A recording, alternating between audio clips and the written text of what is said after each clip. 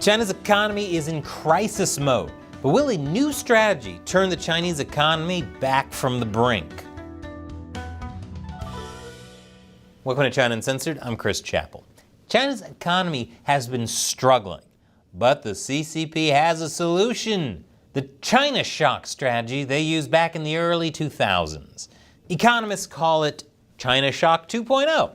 Basically means China is using its cheap manufacturing and massive communist government subsidies to flood global markets with cheap crap. That would essentially let China outcompete every other country on Earth, driving money back into the Chinese economy.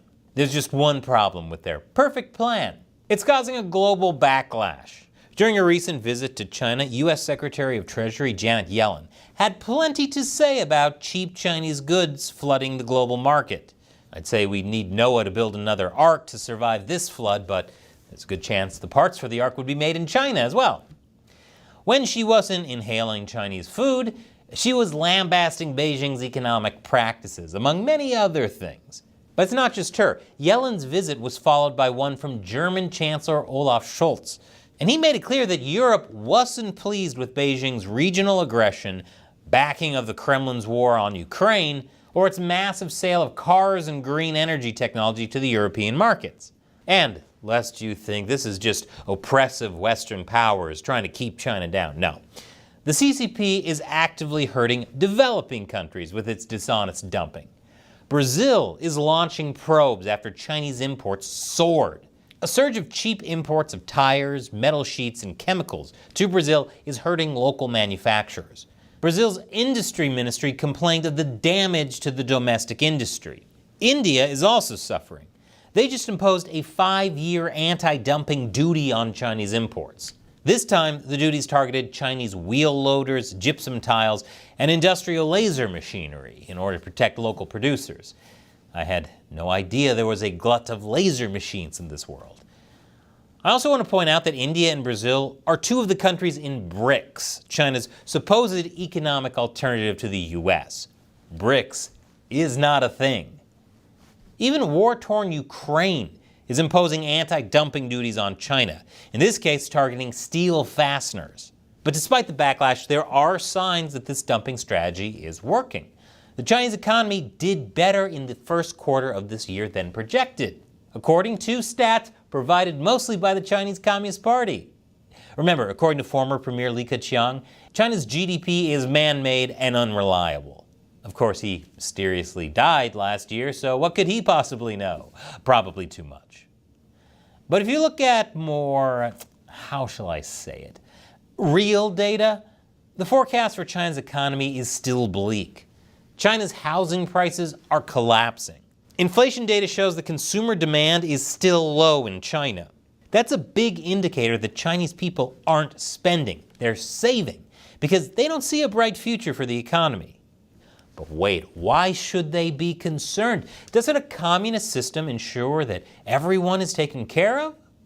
Well, Xi is saying he wants to guard against falling into the trap of supporting lazy people through welfarism. Just please send that to every leftist on US college campuses. China's economy is just too massive to get moving that easily. As Janet Yellen put it, China is too large to export its way to rapid growth. And if policies are oriented only at generating supply and not also at generating demand, global spillovers will result. But you know what part of China's economy does seem to be doing fine?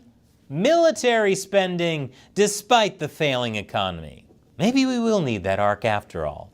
Let's just hope it wasn't made in China. China Uncensored wouldn't exist without support from viewers like you on the crowdfunding website patreon.com/China Uncensored. As a thank you to everyone who gives, I'll answer one of their questions at the end of these episodes. Today's question comes from Timothy Glasser. I was wondering if you could do a bit regarding, oh wait, you made one on that topic. Well, what about the thing with, crap, you did that one already as well. Well then, keep up the great work. By the way, I had no idea about your America Uncensored channel. Are there only your 3 channels, or am I possibly missing out on other great information? Well, thank you, Timothy. According to my YouTube stats, I've made over 2,000 videos, so yes, I've covered quite a lot. I have the CCP to thank for providing an endless amount of content over these past 12 years.